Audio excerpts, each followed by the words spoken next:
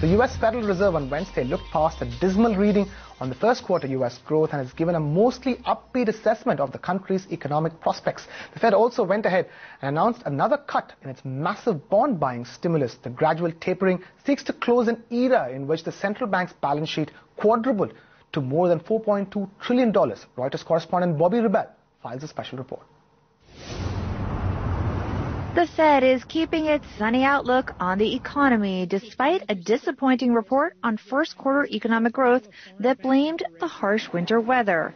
The Fed will continue to reduce its bond buying program by another $10 billion, now to $45 billion, keeping it on track to end the program as soon as October. The statement did not, however, give any new guidance on a rise in interest rates, which they have previously said will remain near zero for a considerable time. Investors currently expect the first rate rise in the middle of next year.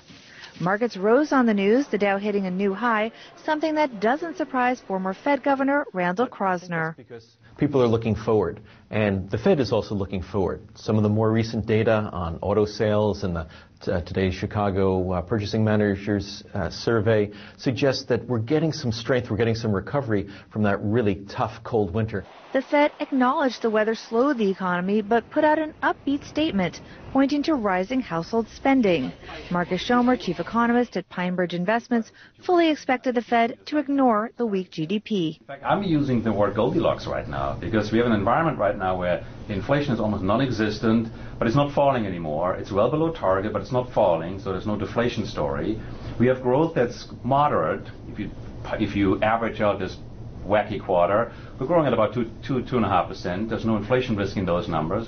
But the continued tapering is the wrong decision for the wrong reasons, says Reuters columnist James Saft.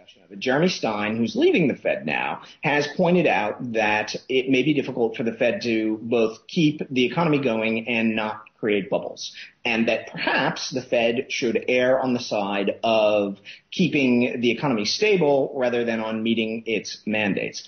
I believe that the Fed wants to get out of QE because they're worried about the dangers of QE. And they're going ahead and doing that, even though on the other evidence, the economy is not doing terribly well. The unemployment rate remains at 6.7%. It is expected to fall slightly when the March report is released on Friday.